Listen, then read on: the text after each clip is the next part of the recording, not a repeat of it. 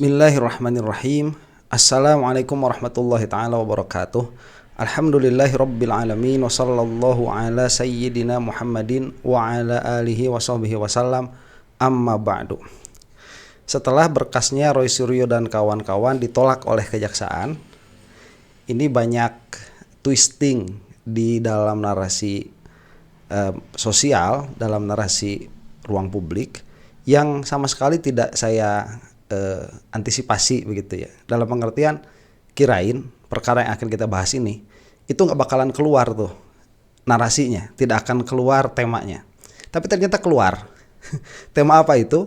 Bahwa dikembalikannya atau ditolaknya lah ya, belum P21 tuh, berkas yang diajukan oleh Polda Metro kepada kejaksaan itu diakui atau diaku oleh Tremul sebagai kekuatan Jokowi.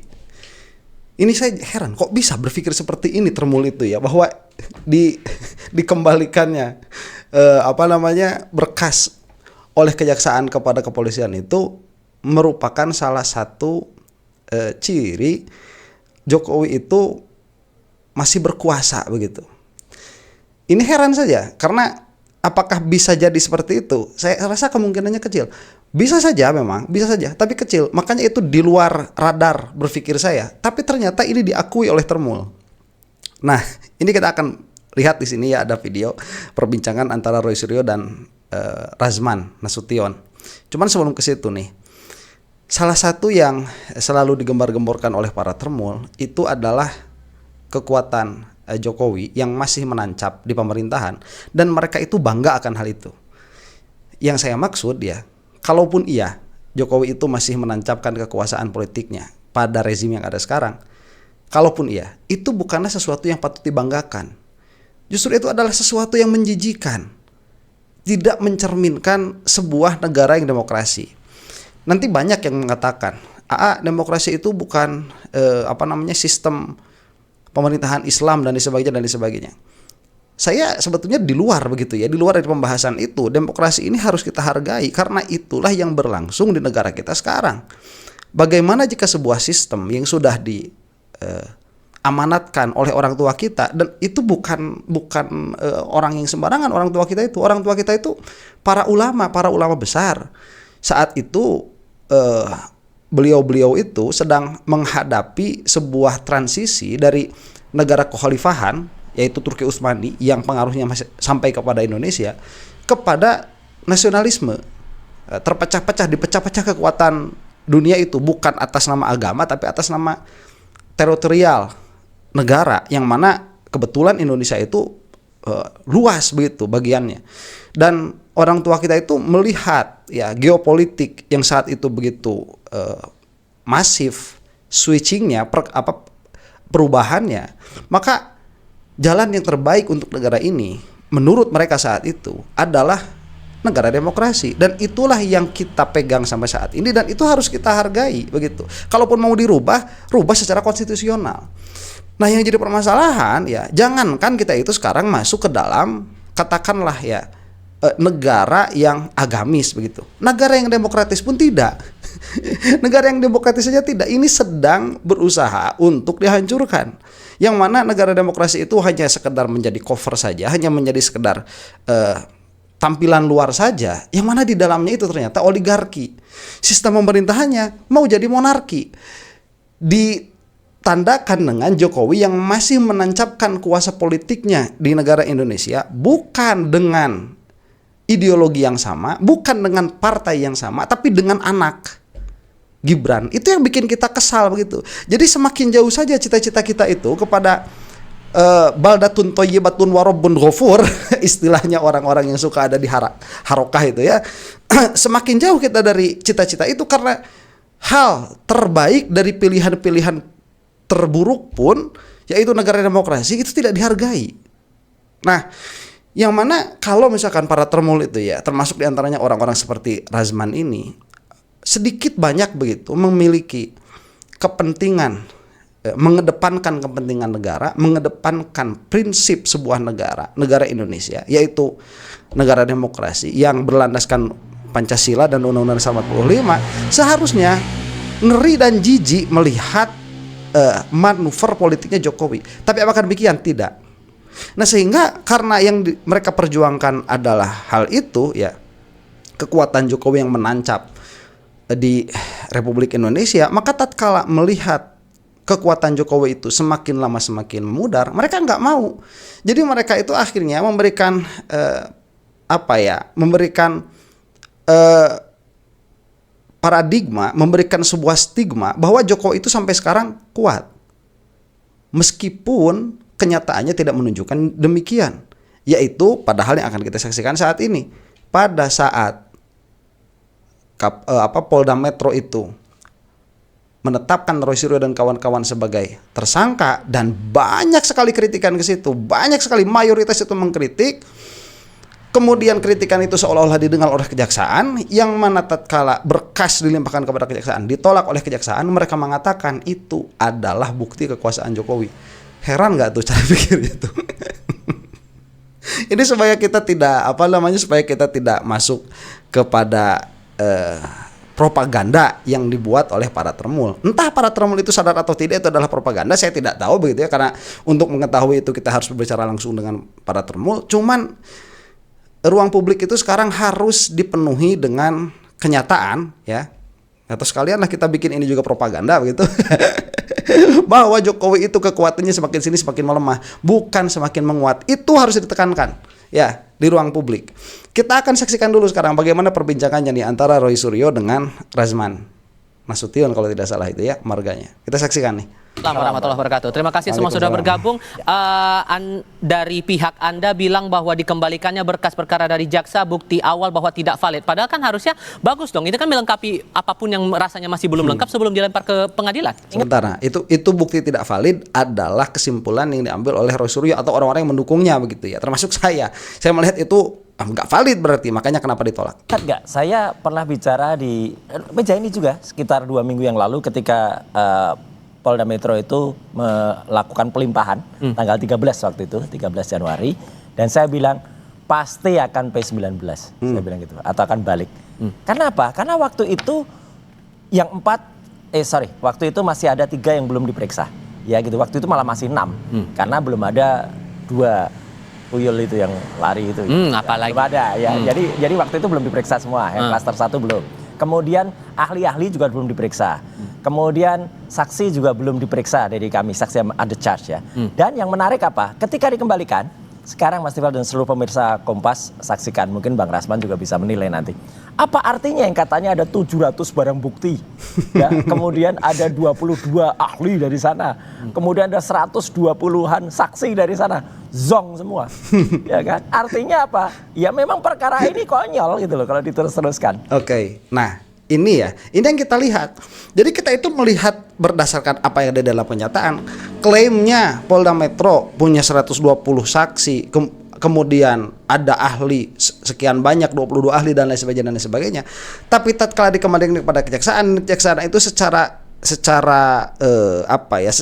eksplisit menyatakan harus melengkapi, yang dimana di antara yang harus dilengkapi itu adalah keterangan saksi dan ahli. Ini kan menjadi omong kosong, terlihat omong kosongnya Polda Metro di situ. Nah, ini kita lihat karena tidak koheren apa yang dikatakan oleh Polda Metro dengan keputusan dari kejaksaan. Sehingga kan kita melihat begini, oh berarti kejaksaan ini ya sebagaimana dikatakan oleh Roy Suryo dan kawan-kawan melihat bahwa bukti-bukti atau berkas-berkas yang dilimpahkan kepada kejaksaan itu tidak valid. Ya, itu tidak valid. Kalaupun mau divalidkan, kira-kiranya begini, kepolisian, kalau kamu mau menuntut ini dengan bukti-bukti yang telah kamu sampaikan kepada kejaksaan, lengkapi A, B, C, D, F, G, yang mana salah satunya itu apa? Saksi. Yang mana saksi itu sebelumnya sudah dikatakan oleh Polda Metro banyak sekali. Berarti kan zong, ya, dalam hal itu. Nah, itu kan yang kita lihat. Entah bagaimana caranya ini, termasuk tadi yang dikatakan sama presenter begitu ya. Ini bagus. Malah supaya dilengkapi. Loh sebentar, masalahnya ini ini bukan konsultasi ya. Ini bukan konsultasi kepolisian kepada kejaksaan, bukan. Ini adalah penolakan dari kejaksaan kepada kepolisian yang sudah omong besar sedari awal. Makanya kita melihat setidaknya begitu ya, kalau kita tidak mau suuzon kepada kejaksaan bahwa kejaksaan itu ada di pihak Prabowo, yang mana Prabowo sekarang secara signal sedang memberikan isyarat untuk menjauh dari Jokowi, kita melihat kejaksaan ini independen.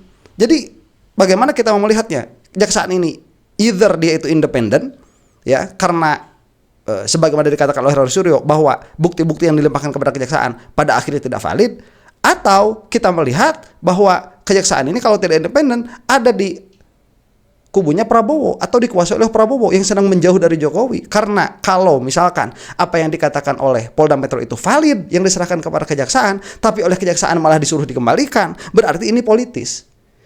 Either way, manapun yang kita lihat dari kedua kemungkinan ini, posisi Jokowi melemah pada akhirnya. Itu yang ada kesimpulan, dan itu harus ditekankan di ruang publik begitu ya. Harus ditekankan. Biar apa? Ya namanya juga perang narasi begitu. Ruang publik kita itu perang narasi, namanya juga perang narasi. Jangan sampai kalah sama narasinya si termul-termul itu. Dan bukan hanya karena perang narasi, karena memang konsekuensi berpikir menunjukkannya ke sana. Walaupun kemudian dari polisi bilang bahwa akan melanjutkan pemeriksaan saksi dan ahli dari pihak Anda. Iya, tapi kan lucu banget. Artinya apa? Coba lihat gayanya waktu menyerahkan tuh sudah ada 700 sekian barang bukti, sudah ada 22 ahli katanya gitu. Kemudian ada 120-an saksi yang sudah diperiksa sampai ke Solo, sampai ke Jogja.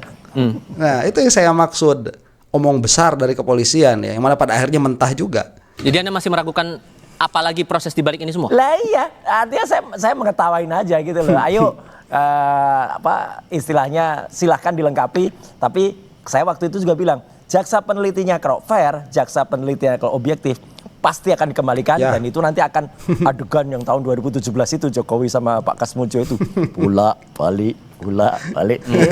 Oke, sebentar, dan itu menarik apa yang dikatakan karena ada perkataan tadi ya, omong besar dari Polda Metro, kemudian yang harus diselesaikan adalah, atau yang akan diselesaikan oleh kepolisian, oleh Polda Metro adalah pemeriksaan atau penambahan saksi dari pihak Roy Suryo. Ini kan lucu ya. Berarti selama ini Polda Metro itu tidak fair di dalam menyeleksi saksi untuk memperjelas duduk persoalannya. Itu tidak fair sedari awal. Karena kalau kepolisian itu fair, seharusnya mereka sedari awal memasukkan saksi-saksi yang meringankan Roy Suryo kalau mau fair. Dan kalau itu sampai dilakukan, maka tidak akan ada status tersangka kepada Roy Suryo dan kawan-kawan tuh. Nah, karena ini sedari awal tidak fair, kemudian dikembalikan kepada kejaksaan, kemudian kejaksaan itu mengembalikan kepada kepolisian, kemudian kesimpulan dari kepolisian, saya akan melengkapi berkasnya dengan cara memeriksa ahli yang meringankan Roy Suryo. Si kepolisian berarti sudah mengakui bahwa sedari awal dia itu sudah bias. Ini menampar muka sendiri sebetulnya. Yang mana saya katakan, nih ya, kejadian ini menunjukkan dengan sangat eksplisit di depan mata kita sendiri bahwa Polda Metro sedang menjadi alat politiknya Jokowi. Mau tidak mau kita melihatnya ke sana. Makanya saya bilang, ayo Polda Metro mau ngapain begitu? Saya tuduh kamu itu tidak independen dalam permasalahan ini. Bias kamu itu, hei kepolisian, Polda Metro ya, penyidik-penyidiknya itu tidak independen. Sudah terlihat di hadapan mata, mau mengelak bagaimana? Kecuali kalau misalkan tatkala dikembalikan oleh kejaksaan disuruh untuk melengkapi, kemudian tidak keluar pernyataan dari Polda Metro itu bahwa saya akan melengkapi berkas ini dengan cara memeriksa orang-orang yang meringankan RRT misalkan, tidak, ya sudah, saya akan perbaiki ini. Berhenti di situ. Berarti sedari awal posisinya kepolisian ini sudah fair menurut mereka sendiri. Cuman kalau itu yang dilakukan oleh kepolisian nanti dikembalikan lagi kepada kejaksaan, tidak ada perbaikan, bakal ditolak lagi. Yang terjadi bakal ini bolak-balik. Yang saya khawatirkan di belakangnya nanti ini ada lobby politik. Jadi saat ini dikembalikan oleh kejaksaan, ternyata yang dilakukan oleh kepolisian itu bukannya melengkapi berkas atau melengkapi apapun yang harus dilengkapi sesuai dengan permintaan kejaksaan, tapi malah di belakangnya itu ada lobby politik. Ini yang kita takutkan. Makanya harus ada di ruang publik untuk mengingatkan ini.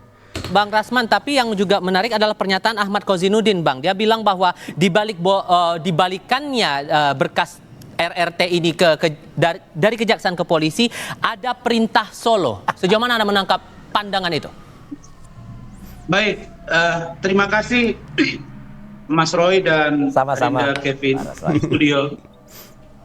Saya jujur melihat bahwa kok saya melihat antara Mas Roy Suryo dengan 7 orang tersangka saat ini, dengan statement dari para pengacaranya, ya, ada Adinda Gaufur Sangaji, ada Refli Harun, ada Kozinuddin. Kalau saya malah melihat mereka ini justru jadi lawyer itu sudah offside. Gitu. Oke. Bagian mana yang offside? Bagaimana kita mengatakan, bagaimana ada seorang lawyer yang mengatakan bahwa proses pelimpahan berkas dan atau apapun namanya, sejak lidik, sidik dan tersangka sampai pelimpahan ke kejaksaan itu menggunakan KUHP dan atau KUHP Solo. Ini kan jelas judgment, ya, ini judgment yang tadi malam saya kritisi kepada Bang Refli Harun. Karena sebagai seorang lawyer kita punya batasan-batasan di mana seorang lawyer itu bicara secara filosofi hukum, yaitu law is justice declare. Dia mesti masuk dengan logika law and mandatory law. Nah, filosofi hukum ini harus benar-benar didalami seorang lawyer. Oke, sebentar. Ini tuduhan itu ada perintah dari Solo keluar dari Pak Kozinuddin. Ini lebih apa ya? Bagi saya lebih mengejutkan lagi. Lebih saya harus luruskan ini ya, bahwa ternyata yang dikatakan oleh presenter yang mengatakan bahwa penolakan kemarin oleh kejaksaan itu ada perintah dari Solo, itu adalah tuduhan dari Pak Kozinuddin. Sampai sini ya, Pak Kozinuddin, ngapain Anda itu punya prasangka seperti itu? Untuk apa begitu? Ini yang mana pada akhirnya ini Pak kok bisa ke sana begitu ya? Kok bisa ke sana Pak Kozinuddin ini? Saya tidak memahami itu. Kecuali kalau Pak Kozinuddin ini memberikan narasi itu untuk apa ya? Melangkah satu langkah lebih maju di dalam strategi nuansa politiknya kasus ijazah ini. Kecuali kalau begitu, saya agak bisa paham. Cuman kalau memang itu betul-betul tuduhan dari Pak Kozinuddin bahwa ini di belakangnya ada perintah Solo, ada perintah Jokowi, saya heran ini kepada Kozinuddin. Kenapa kok sampai ke sana kesimpulannya? Kecuali tadi ya, kalau ini mau selangkah lebih maju dari narasi-narasi yang mau dikeluarkan sama Tremul. Kecuali kalau itu strateginya. Dan tadi ini Bang Razman mungkin ya mengatakan saya kira dalam hal ini kalau memang betul Kozinuddin mengatakan seperti itu, kritikan Razman Nasution ini valid kepada Kozinuddin. Ngapain kok lawyer membicarakan permasalahan itu? Harusnya itu jangan keluar dari Kozinuddin harusnya. Kecuali kalau Kozinuddin itu sudah merasakan dia itu selain sebagai seorang lawyer, dia itu mau masuk ke dalam permasalahan politik. Kecuali kalau demikian. Ya, offside saya katakan ya, setuju dengan Razman Nasution. Kozinuddin offside dalam hal ini. Kalau itu memang keluar dari Kozinuddin, dan seperti memang keluar. Jadi kalau seorang lawyer offside, maka saya melihat ini akan sangat berbahaya bagi klien-kliennya. Nah, contoh ya, kalau mengatakan KUHP dan atau KUHP Solo itu 100% tidak benar. Pertama, tidak ada diatur di undang-undang yang namanya KUHP dan KUHP Solo. Yang kedua, ini lebih kepada serangan kepada Pak Jokowi dan keluarga yang memang domisili di Solo. Ya, itu ada serangan karena ada permainan politiknya. Saya bisa merasakan itu juga, Bang Rasman. Betul, itu ada serangan dari Kozinuddin itu. Masuk serangan yang dibilang ada perintah Solo itu, Anda menangkap itu serangan juga, Bang? Ya, serangan. Itu serangan. Mana? Dan kalau keluarga Pak Jokowi berkeberatan dengan ini sangat berpotensi untuk melakukan upaya hukum. Tapi sekali lagi, Pak Jokowi terus dalam hal ini juga ajudan beliau, Adinda Syarif, sampai dengan setengah jam yang lalu saya masih chattingan dengan beliau. Apa yang mau saya katakan? Sebentar, nah kecuali kalau memang betul Pak Kozinuddin ini mau, karena sudah tanggung begitu ya, udah kagok ini masalah sudah dipolitisasi sedemikian rupa, udah sekalian aja terjun langsung. Kecuali kalau Pak Kozinuddin demikian menuduh Jokowi terang-terangan di muka umum bahwa ini adalah permainan Jokowi begitu. Ini strategi politik ya. Kalau secara runtun berpikir secara runut, nggak bakalan ada kesimpulan ke sana, nggak bakalan ada. Tapi kalau ini langkah politik mungkin, dan ini sebagaimana yang dikatakan oleh Habib Rizik ya, tatkala mengatakan di muka umum bahwa Jokowi itu adalah pembunuh di muka umum itu mengatakan demikian, bertanggung jawab atas KM 50 itu di muka umum mengatakan demikian. Yang mana kalau misalkan Jokowi ini tidak menerima, dia bisa melaporkan. Tapi apakah Jokowi melaporkan? Tidak, karena Jokowi tahu ini permasalahannya berat. Kalau sampai dilaporkan, permasalahannya akan panjang, akan seperti ijazah palsu. Tapi yang kita bicarakan itu adalah pembunuhan Jokowi. Gimana coba? Kurang geger apa nanti? Mungkin Pak Khozainuddin ini di sini juga menyerang Jokowi begitu ya, sekalian aja begitu. Melihat bagaimana, karena kan ini sekarang lagi musim lapor-lapor nih, lagi musim melaporkan ini bagaimana, apakah akan ada reaksi dari Jokowi atau tidak. Tapi saya rasa begitu ya, Jokowi tidak sebodoh itu, dia tidak akan merespon perkataannya Khozainuddin, karena kalau ini direspon nanti akan banyak lagi ahli yang berbicara, akan banyak lagi penyelidikan, akan tambah repot ya. Situasi Jokowi akan lebih runyam lagi. Cuman kalau saya rasa sih Pak Jokowi coba laporkan saja biar Anda tahu begitu ya gimana nanti ke depannya itu. Jadi David, saya mau bilang P19 itu apalagi di tahap awal itu sesuatu yang biasa. Tidak ada yang luar biasa itu. Kasus saya dengan Hotman Paris atau saya menangani satu klien itu bisa 5-6 kali biasa. Nah karena itu maka jangan merasa bahwa dengan di P19 awal dianggap ini sebagai sebuah kecerobohan dari penyidik. Sudah kami tangkap di situ, Bang. Mas Roy, dianggap offside, dibilang serang. Oke, sebentar. Ini permasalahan P19 itu sudah saya bahas kemarin, dan para pengacara itu mengatakan ini permasalahan yang biasa. Oke, kalaupun itu adalah perkara yang biasa begitu, ditolak dulu oleh kejaksaan supaya dilengkapi bla bla bla. Oke, kalau kita mau sepakat dengan itu bahwa ini adalah perkara yang biasa. Ini tidak biasa karena kenapa? Karena sedari awal Polda Metro itu sudah omong besar. Polda Metro itu sebagaimana dikatakan tadi oleh Suryo, ABCD itu omong besarnya. Yang kedua, yang dipinta oleh kejaksaan untuk dilengkapi itu menampar muka kepolisian itu sendiri. Yang mana kepolisian pada akhirnya menanggapi bahwa kami akan melengkapi saksi dari Roy Suryo, itu menunjukkan bahwa sedari awal tidak ada equality, tidak ada keseimbangan, kesetaraan di hadapan hukum yang dilakukan oleh Polda Metro saat menghadapi Roy Suryo dan Jokowi. Ini Roy Suryo dan Jokowi itu tidak setara di hadapan Polda Metro karena saksi-saksi yang diambil itu yang menguatkan tuduhannya Jokowi. Kita lanjut lagi ya sebentar lagi nih. Enggak. Kan Solo itu ya jangan dikecilkan, Solo itu pasti Jokowi. Tadi berita sebelumnya mantan hakim Pak Arief kan mengatakan kan cucunya juga pengen lahir di Solo. Konteksnya apa? Artinya Solo itu milik banyak orang, bukan hanya milik Jokowi. Enak aja Jokowi punya Solo, emang dia yang punya Solo. Ya, kalau itu dibilang serangan apa dong Anda menangkapnya? Makanya nggak ada yang namanya serangan, makanya udah kita lucu aja kan. Dan tadi saya akan jawab, kalau P19 itu katanya itu sering, enggak. Saya lihat data dari case manajemen kejaksaan. Yang namanya P19 langsung dikembalikan itu hanya sekitar 3-7% yang ada. Baik, ya. Itu sama kan dengan kesimpulan saya kemarin. Pak Roy Suryo itu banyak di bidang hukum. Saya kemarin, masa iya sih kata pengacara itu sering P19? Tidak, ternyata memang P19 itu dari 120.000 kasus yang ada itu hanya 3-7% itu dari apa yang saya baca begitu ya. Gitu. Jadi artinya rata-rata semuanya langsung P21, langsung P21. Rata-rata ini menunjukkan kasus yang menjadi atensi masyarakat banyak. Katanya sudah bahkan laporan Jokowi itu semenjak 30 April. Kemudian diawasi oleh banyak orang. Kemudian udah ada ya banyaklah pendukung mereka, ada penasihat ahli Kapolri yang katanya setiap saat bisa telepon. Nyatanya P19 juga. Jadi kan lucu aja, kita ketawa aja. Jadi di mana ya bukti-buktinya yang 700.000 itu 700 ya, kemudian 700 ya, kemudian saksi-saksi 120-an dan kemudian ahli yang 22 itu mana keahliannya? Ya, kok zong. Bang Rasman begini, Anda dalam sebuah acara TV juga pernah bilang, sorry saya harus salah dulu. Karena Anda dalam sebuah acara TV bilang bahwa Pak Jokowi sudah menutup pintu maaf untuk 6 tersangka yang lain. Artinya Pak Jokowi Anda bisa bilang sudah siap untuk proses peradilan terhadap mereka-mereka yang masih tersangka ini? Kita nggak butuh maafnya.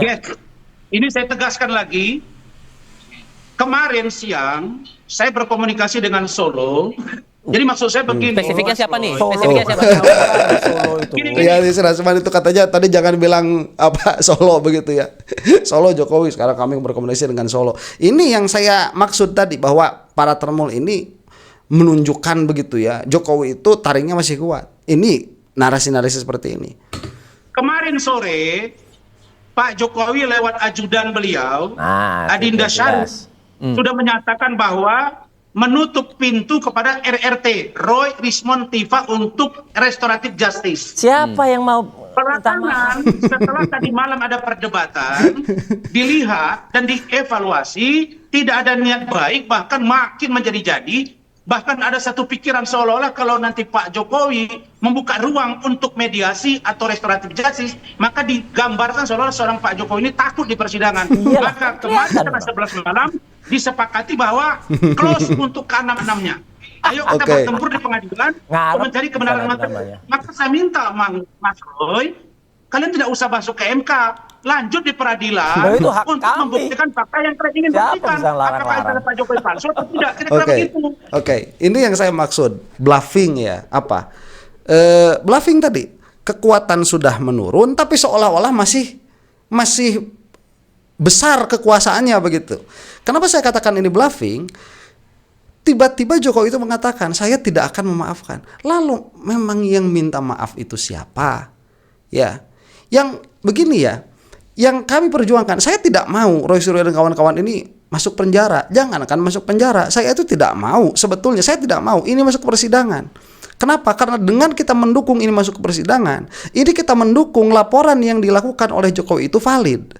Makanya narasi yang saya sampaikan sedari awal, ini ya laporan Jokowi kepada Polda Metro itu tidak valid. Di situ akar permasalahan. Tidak boleh seorang peneliti itu dikriminalisasi gara-gara penelitiannya. Itu tidak boleh, haram di negara demokrasi itu. Ini kok malah dilaporkan. Bukan hanya dilaporkan, sama Polda Metro malah ditanggapi, diterima laporannya. Bukan hanya diterima laporannya itu, ditetapkanlah Roy Suryo dan kawan-kawan sebagai tersangka dengan penyelidikan yang tidak berimbang. Tidak hanya berhenti di situ, diserahkan kepada kejaksaan oleh kepolisian itu. Tidak berhenti di situ, setelah dikembalikan oleh kejaksaan tanpa tahu malu, tanpa punya muka, Polda Metro itu mengatakan kami akan melengkapi berkas dengan cara memeriksa saksi ahli yang menguatkan Roy Suryo dan kawan-kawan.